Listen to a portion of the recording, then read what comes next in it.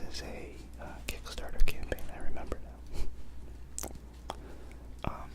I found a creator on Kickstarter maybe a few months ago.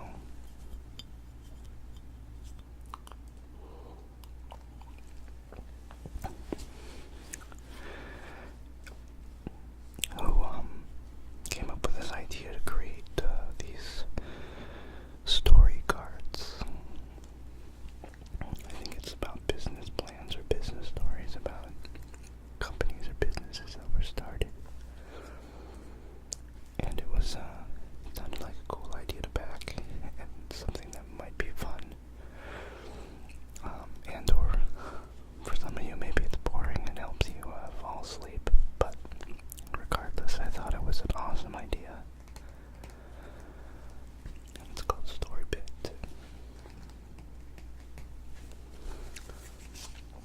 So it has a seal.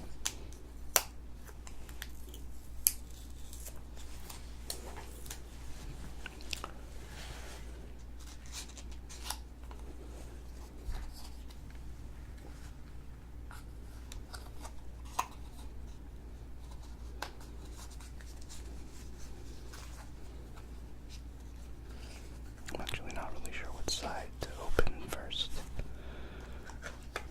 It's always the problem for me.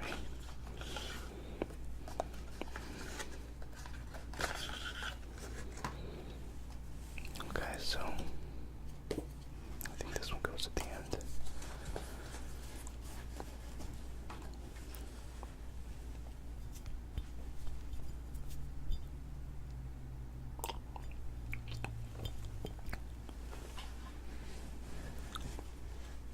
Okay, so story bits, 70 bite-sized stories in a deck.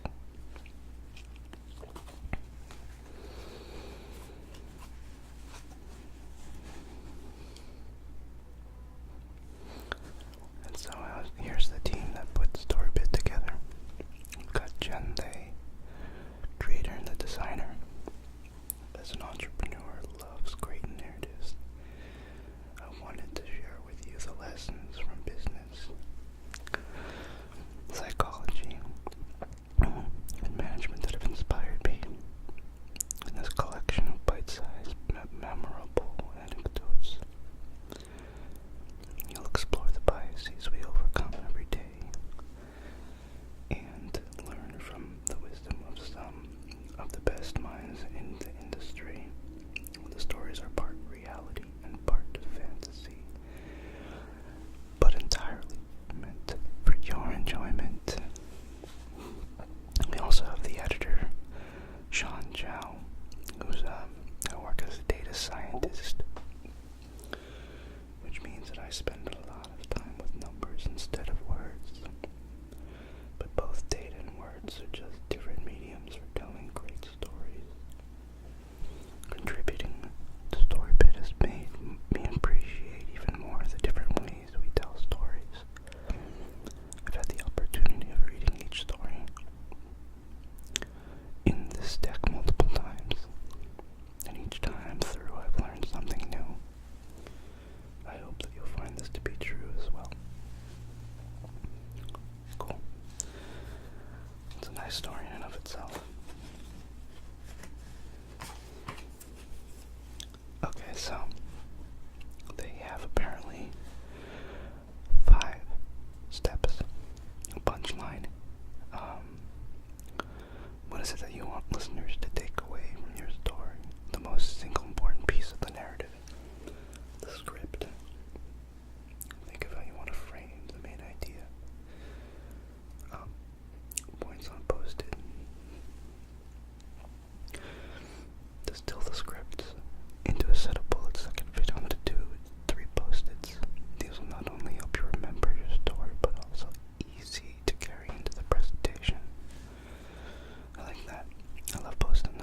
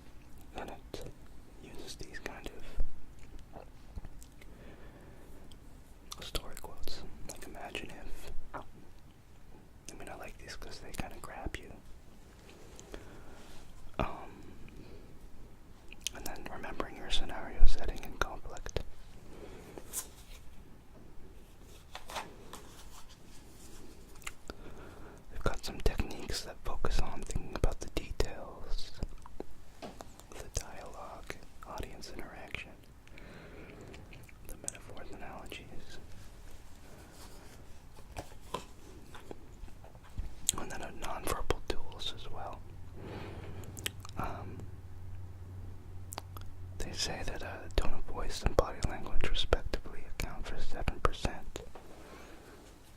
and 55% of personal communication. So, voice and body language are important as well, which I fully agree with.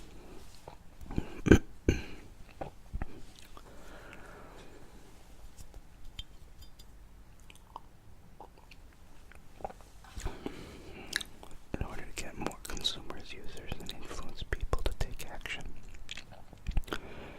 make your product more visible. This is especially beneficial for new products and concepts.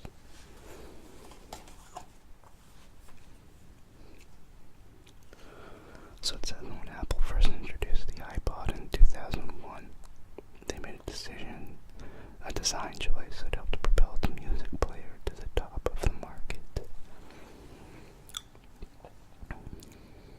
In order to make the product visible at all times, the device came with a pair of large white earbuds. At a time when most competitors favored traditional black earbuds, the white earbuds were visible, even when the iPod was tucked away. It's true, I mean, this was, I thought, a really, really great product design. Even today, these white earbuds are still around, and it's almost always an iPhone or an Apple product that they're plugged into.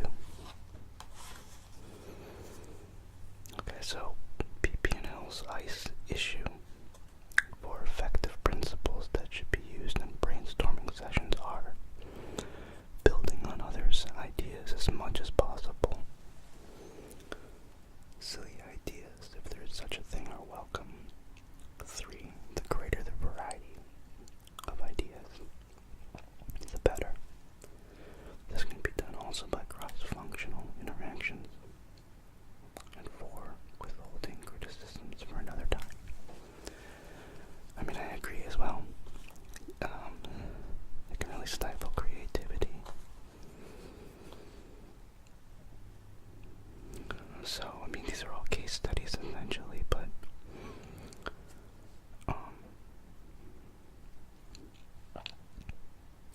it's about a Pacific Power and Light where they had to get rid of heavy layers of ice on transmission lines, and figuring out a quicker, less costly option.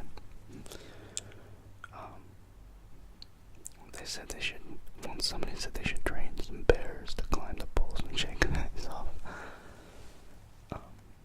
And then somebody else added to it and said that they should add honey pots to the top of the pylons to attract the bears. Well, how about using helicopters to fill up the honey as well?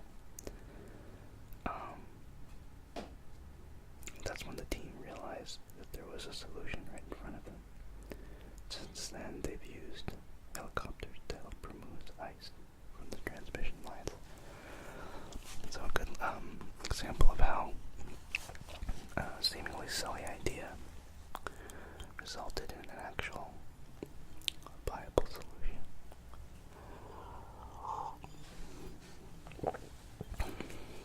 Next up, we've got this 9-dot puzzle. Don't just think outside the box, reimagine the box. So, can you think of a way to connect all the dots above using at most 4 straight lines without lifting your pencil from the paper? Take your time. The answer is below. 4 straight lines without lifting your pencil. Wow. I don't know if I can do that.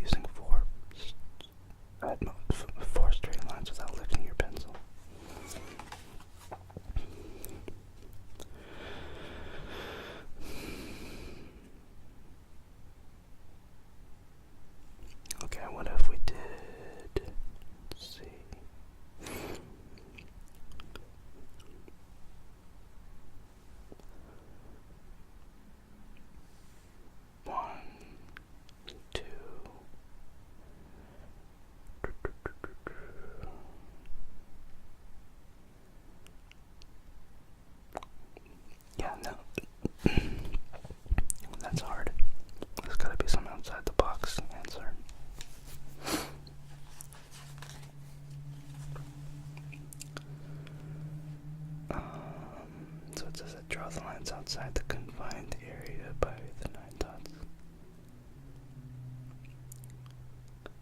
Okay, interesting.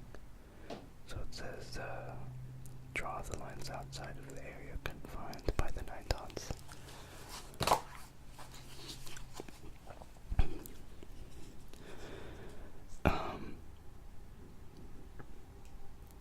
Yeah, so that's a nice brain teaser for you right there, but it gets you to think differently. It says the lesson here is that you should not only think outside the box, but reimagine everything about the box. Actually, kind of reminds me of the, I think it's called the candlestick problem, or something where they put it was this like social experiment where they put a candle, a box of thumbtacks and matches in front of all these different people and asked them to find a way to light the candle and attach the candle to the wall. And the solution was actually to take all the thumbtacks out of the box and use the thumbtacks to attach the thumbtack box to the wall, place the candle inside the box, and then light it. So, again, thinking outside the box. Significant objects.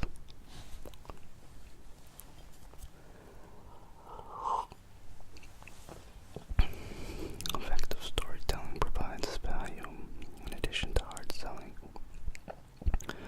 using facts and technical information.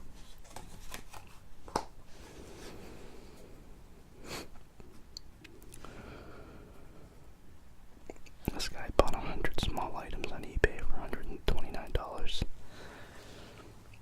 Wrote a fictional story for each trinket, repackaged, printed on the sides, and sold for a grand total of $30,612. That's pretty wild.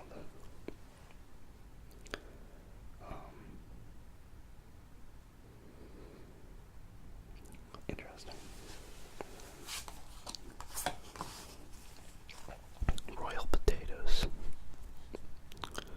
All value is perceived value, and sometimes all it takes to sell a product is changing the perception of the product, as opposed to changing the product itself.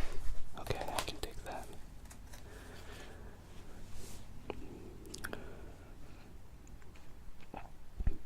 So King Frederick II of Prussia wanted to introduce potatoes to the country.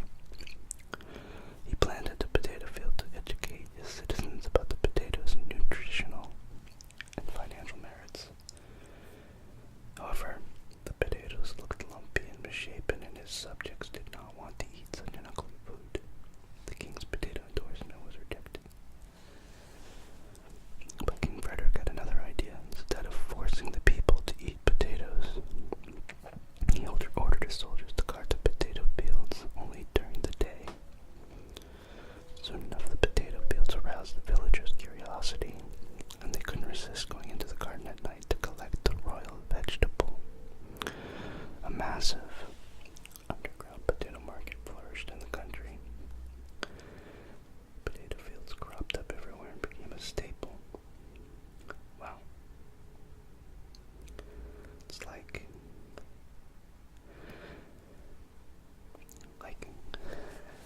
giving people what they can't have and telling them what they can't have, and then what's forbidden, and then people want it.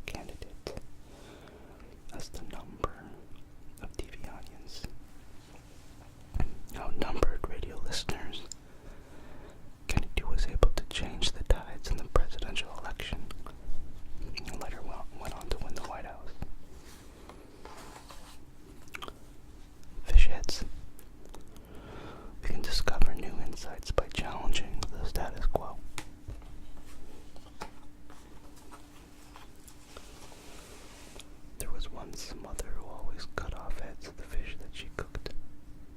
One day, her son asked her mom, "Why do you always throw the fish heads away?" The mother replied, "Matter of fact, my son, this has always been our tradition." Unsatisfied, the boy went and asked his grandmom the same question, but he received the same explanation.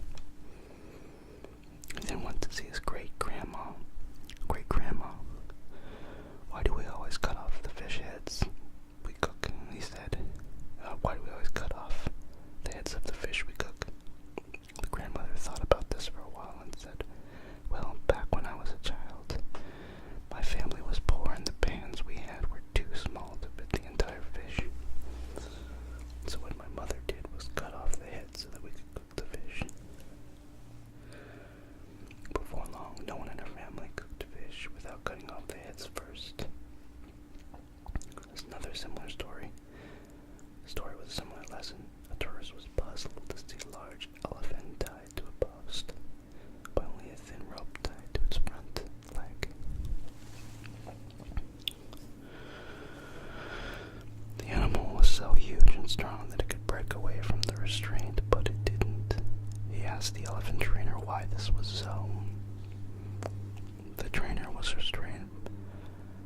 trainer explained that when the elephant was young, she was restrained by a rope of the same size. Even when the elephant grew larger, she still believed that the rope was so strong that she would not be able to break away. Wow, interesting.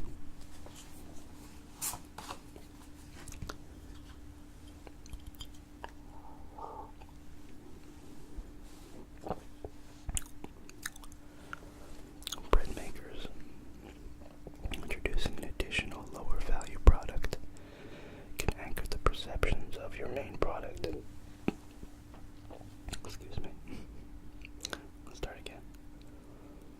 Bread makers introducing an additional lower value product can anchor the perceptions of your main product and increase its sales. Concept decoy effect.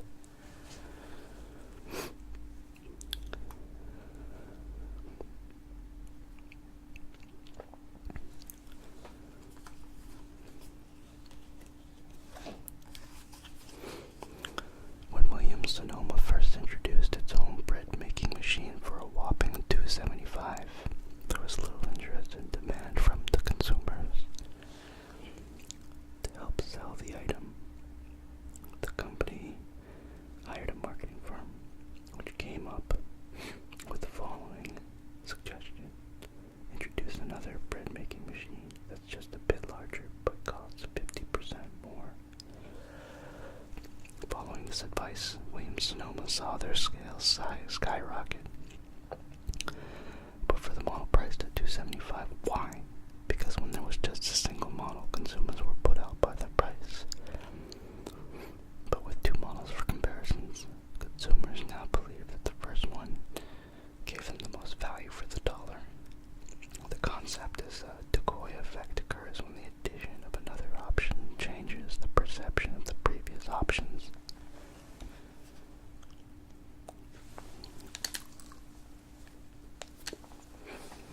That makes a lot of sense. I can understand how that happens quite a bit in this world today. To pin the scales, in order to avoid biased data collection, we should actively seek constructive feedback. Conversely, when offering negative feedback, we need to be more transparent so that the person receiving the feedback hears what's important.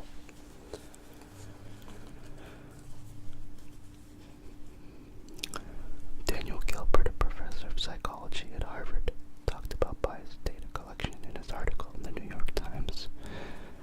When our bathroom scale delivers bad news, we hop off and then on again just to make sure we didn't misread the display or put too much pressure on one foot. And when our scale delivers good news, we smile and head for the showers by uncritically accepting evidence when it pleases us and insisting on more when it doesn't. We subtly dip the scales in our favor.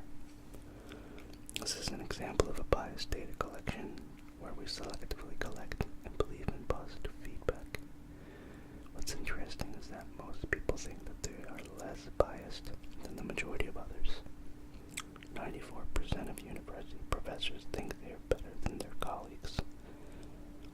Only 2% of students think they are below average in leadership ability. A similar concept, confirmation bias, when we interpret new evidence as confirmation of our existing beliefs.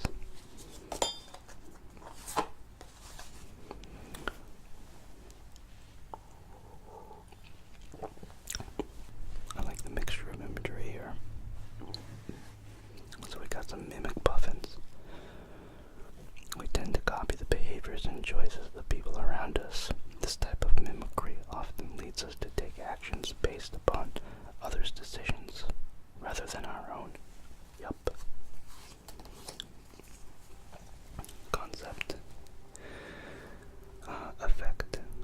Referral decision rule is the rule by which consumers make a choice on the basis of their previous actions rather than on specific attributes.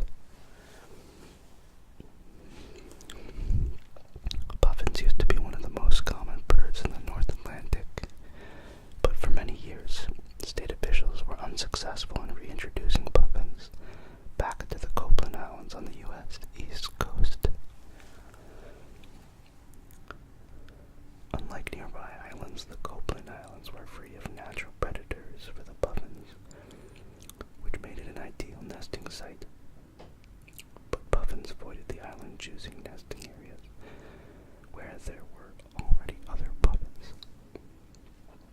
That's when island officials came up with a creative solution. They would place wooden dummies shaped like real puffins around the island. For the past 4 years, puffins have finally started breeding on the island again.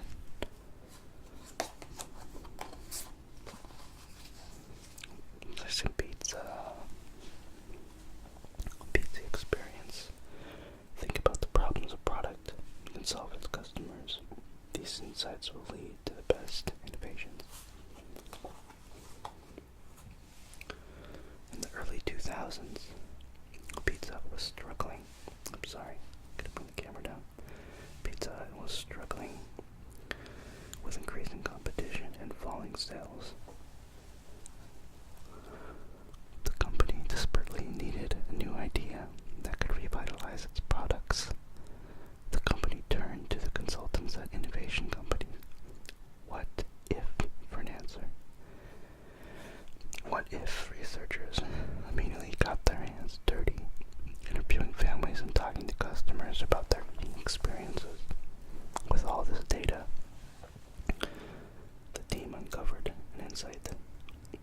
Families ordering pizzas often had trouble agreeing on the toppings. This led the team to recommend a new type of pizza, a 4-pizza in one box that could satisfy every member of a family.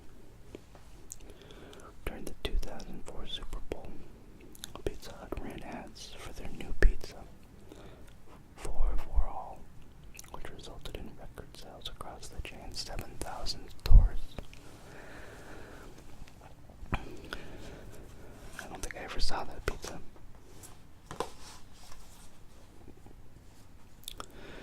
Maze bright rats. Your belief about a person's abilities will influence their future performance. Set them up for success by thinking of them as already successful. Yep.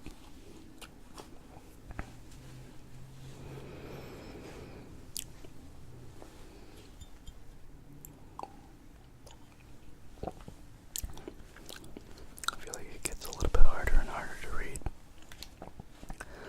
the more bourbon that I drink. In 1963, psychologist Rosenthal and Fode organized an experiment where 2 groups of students were asked to test some standard lab rats. One group was told that their rats were maze bright, while the other was told that their rats were maze dull. The results showed the rats that were believed to be maze bright ran faster and more accurately.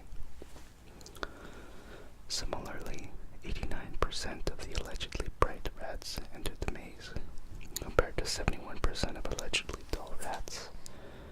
Rosenthal and Vogt hypothesized that the students unconsciously influenced the performance of the maze prey rats by treating them like pets and giving them more encouragement, which in turn resulted in better performances. This experiment highlighted the self-fulfilling prophecy theory. Rosenthal later extended the study to demonstrate that a similar bias occurred when teachers were predisposed to believe that certain students were brighter than others. Yep.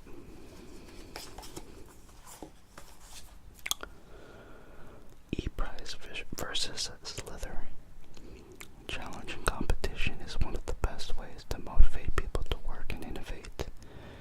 Greatness is often achieved in the face of adversity. Okay, so I kind of actually don't agree with this. I think that the whole carrot and stick idea can work in certain circumstances, but not for all. I actually watched a TED Talk by this guy named Dan Pink. Actually, I highly recommend it if you want to learn more about intrinsic or extrinsic motivation. And the basic concept he was trying to make, which is that rewards that motivate people work to focus the mind on very specific tasks. And science has to back that up, basically saying that there are certain things where rewards can work well, whereas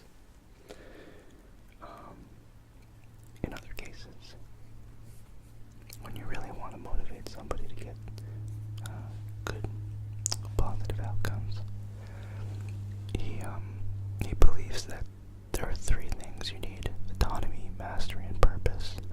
The autonomy to be able to kind of do and influence yourself.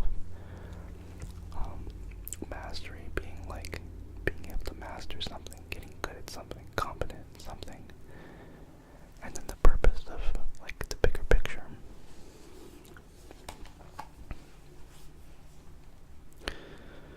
Alright, so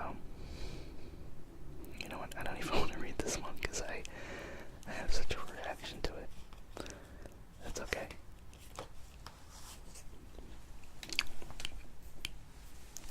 The pre-holiday bonus. One way to improve a solution is to reverse an issue, assumptions, or idea. This will give you a new perspective that can lead to a better result.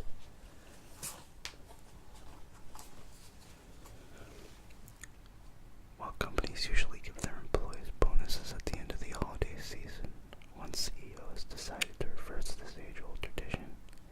Harry Seifert, CEO of Winter Garden Salads & Company, has decided to reverse this age-old tradition.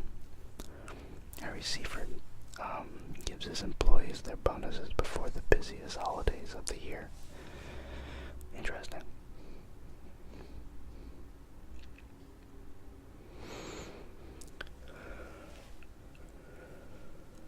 It says as a result, the company often sees a 50% increase in production during the holidays.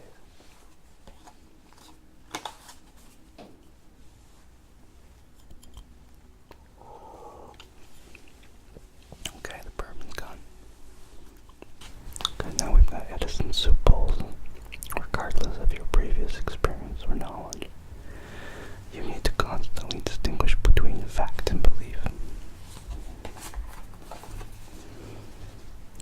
Thomas Edison would offer a bowl of soup to candidates interviewing for research assistant positions at his company if the candidate added salt or pepper to the soup. Before tasting it, Edison would reject the person outright. Why? Edison did not want to hire people who made too many assumptions, as he felt that those who made too many assumptions would fail at innovation. Given the success of Edison's company, maybe he was onto something after all.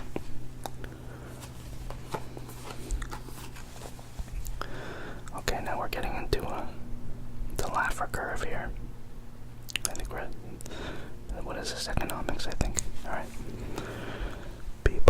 more willing to accept theories that are easier to understand.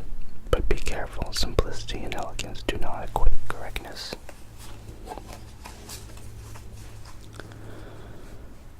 What is elegant isn't always right. One example of this is the Laffer curve, named after American economist Arthur Laffer.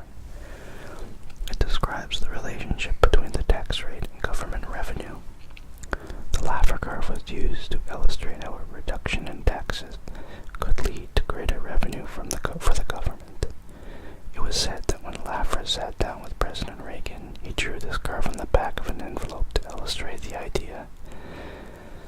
Unfortunately, Reagan's tax cuts ended up reducing government revenue instead of increasing it.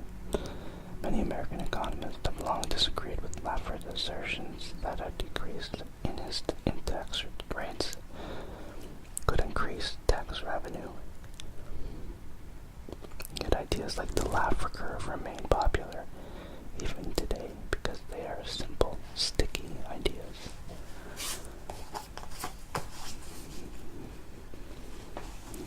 Diagnosing problems.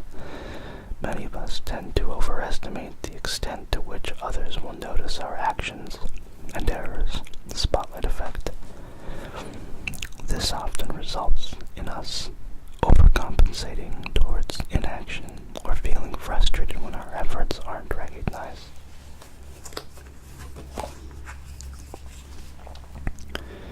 In his book, Bag the Elephant, Steve Kaplan shares a personal anecdote about moving past embarrassing mistakes.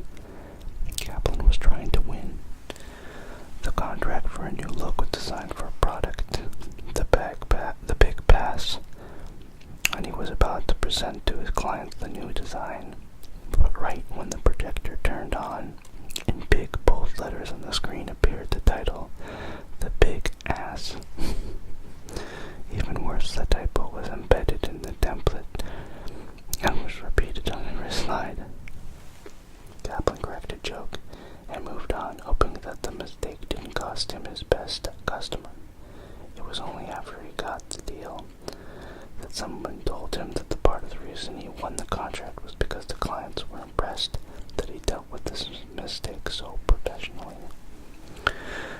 Unlike Kaplan, many of us tend to overestimate the extent to which others will notice our actions and errors.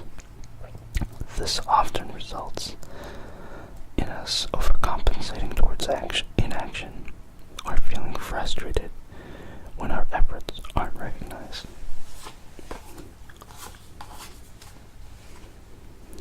That looks good. Vanilla ice cream. Respond to your customer complaints thoroughly. You never know what problems you may discover.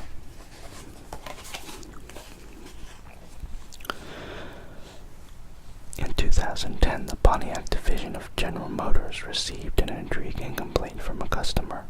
A man who liked to frequent his local ice cream chain was claiming that his car would fail to start each time he bought ice cream. But this was not the most curious part of the story. The engine would fail only when the man bought vanilla ice cream. Though skeptical of the man's claims, an engineer from Pontiac arrived to investigate for himself. After extensive testing, the engineer was shocked to find that the man was right. The car did fail to start each time, but as a rational person, the engineer was determined to figure out a logical explanation to this problem. The car was definitely not allergic to vanilla ice cream. In the next few visits to the ice cream chain, the engineer collected all sorts of data from the time, type of gas used, etc. That's when he discovered that the time taken to buy vanilla ice cream was much shorter than the time to buy other flavors of ice cream. Vanilla was the most popular flavor, so the ice cream store kept the flavor closest to the front of the store for faster pickup. The engineer finally had a hypothesis. The extra time taken to buy the other flavors allowed the engine to cool down enough to restart. But when the customer purchased vanilla ice cream, the time was just short enough that the engine was unable to start. With this data point in hand, he reported back to his team on how they could fix this problem.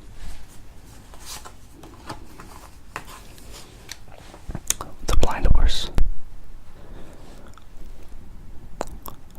We often underestimate our ability to achieve something and won't start until we get some help. Don't wait on others to help, otherwise you may always be in a ditch. A man from the city was driving his car on a muddy road when the car slid into a ditch. There was no one around but an old farmer who was tending to his horse, agreeing to help. The farmer tied one side of a rope to the car and the other to his horse. He then shouted, "Pull, Bell, pull." But the horse did not move. Again the farmer commanded, "Pull, Jenny, pull." Nothing happened. Once again he hollered, "Pull, Bailey, pull." The horse stood still, without trying, and finally the farmer in much calmer voice said, "Pull, buddy, pull." And the horse dragged the car out of the ditch. The stranger was very happy and thanked the farmer profusely. But before the farmer rode off, the stranger asked, "Why did you call your horse by the wrong name 3 times? The farmer replied, "Oh, Buddy is old and blind. He thinks that he can only pull something when there are other horses pulling with him."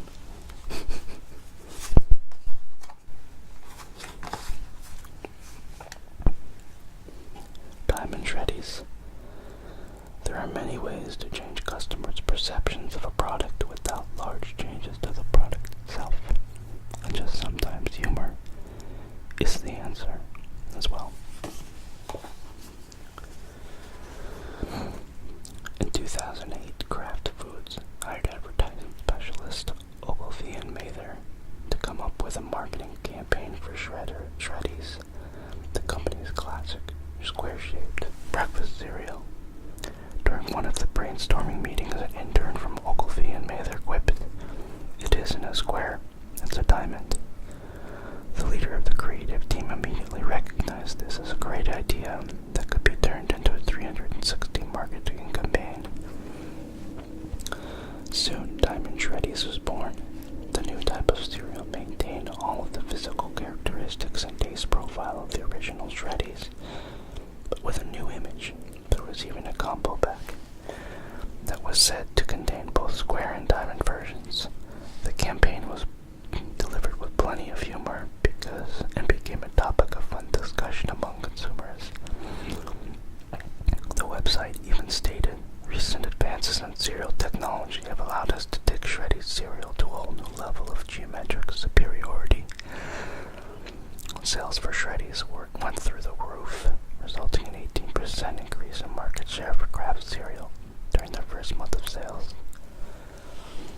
The idea for Diamond Shreddies eventually received a Grand Clio, the award given to the most creative and innovative advertising ideas.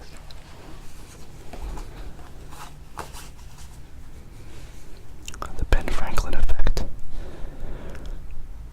Cognitive dissonance, aka the Ben Franklin effect, is a psychological phenomenon when a person who has already performed a favor for another is more likely to do another favor for the person than if they had received a favor from that person.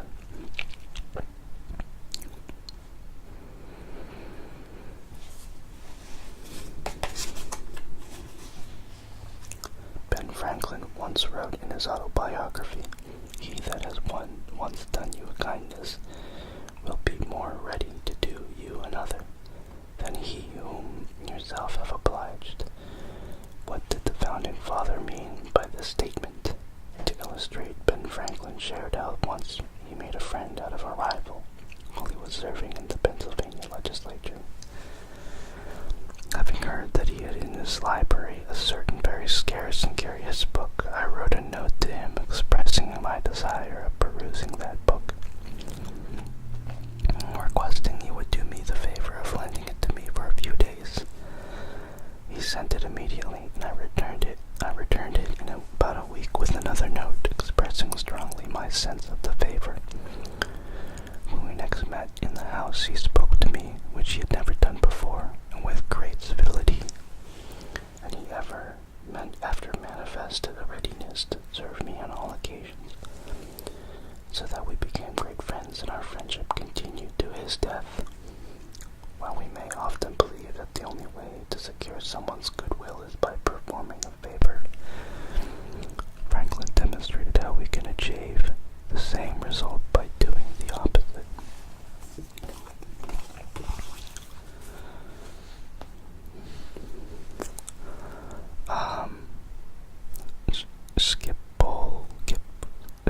Schiphol Airport flies. Just a small change in the situation or environment can result in a large change in behavior. It turns out that men often have trouble aiming into urinals. This carelessness often leads to messy bathroom situations, a problem that urinal designers have been obsessed about for years. Designers have tried multiple solutions, such as including rubber floor mats, constructing specifically shaped urinals, and installing splash black screens, but nothing has been as effective as etching the image of a fly inside the urinal bowl.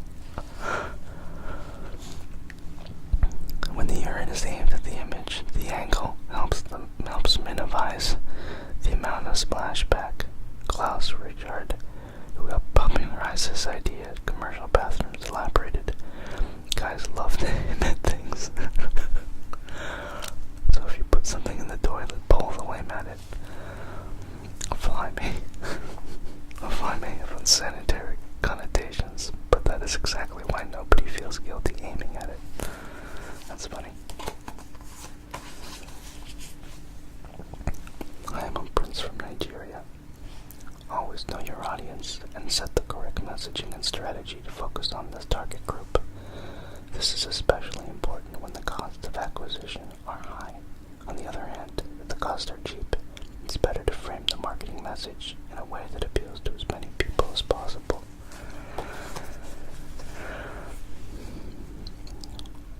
Why do online scammers often claim to be Nigerian princes? When we receive emails such as these, we can't help but question the intelligence of the scammers. After all, we wonder who could possibly fall for something so obviously fake. At Microsoft, researchers studied this exact issue.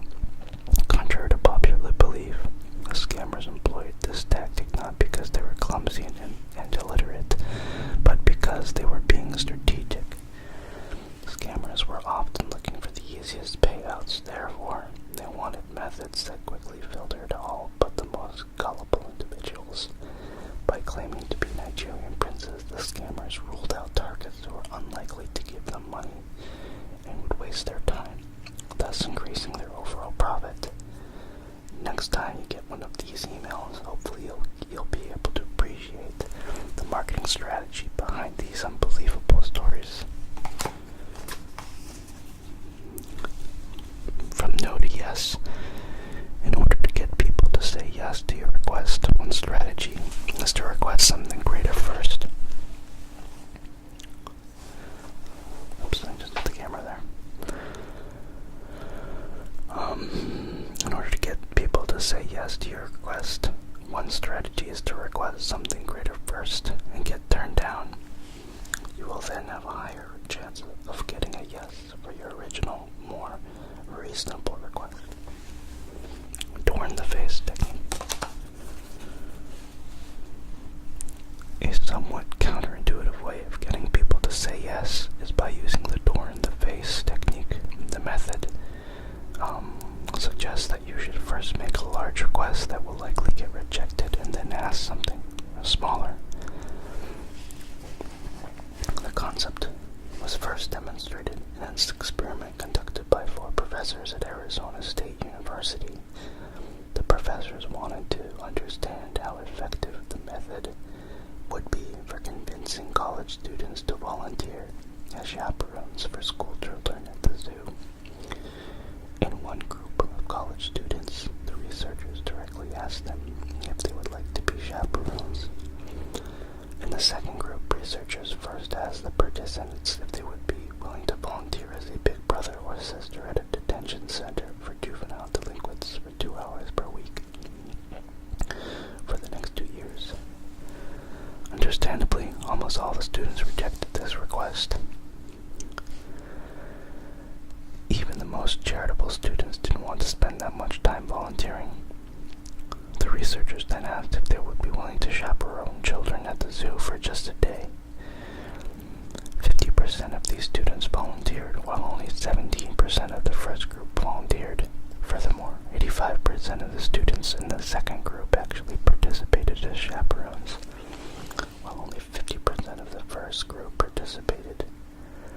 The professors hypothesized that students in the second group were more willing to volunteer as a way to assuage their guilt from turning down the first request by making a concession of their own.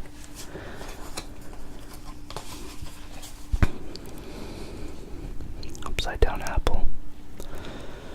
Sometimes you will have to improve design at the expense of usability or the other way around. In these cases, it's important to weigh the costs and benefits to make right trade-offs for your products. If you were to compare an Apple laptop today with one from a decade ago, you'll notice a big difference in the placement of the Apple logo.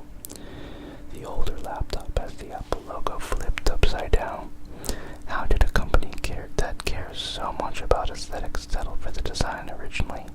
In the beginning, the Apple team decided that the logo placement should favor usability. How do users interact with the laptop? Over aesthetics, how the laptop looks when opened. When the logo faced away from the user like it does today, people would mistakenly try to open them from the wrong side. However, Apple eventually decided to reverse the logo. While users could eventually learn to open the laptop from the correct side, having the logo upside down the whole time the laptop was open just looked bad. At the time, filmmakers even put Apple stickers right side up on the laptops so that the logos would face the correct way in their movies. Well, there you have it. Story bit. I found this to be kind of fun, educational, of course. I think that it's a really cool idea to do business case studies like this in the way that the designers of this did. I liked some of them, less, but they all kind of prove different points, and I appreciate that. All in all, I mean, this has been probably one of my longer videos, but my hope is that maybe this will help you fall asleep if you're the kind of person who needs that a long video. So I really hope that you enjoyed it. Please like the video, comment, subscribe, and thank you very much for watching, and I will see you next time. See you later, everyone.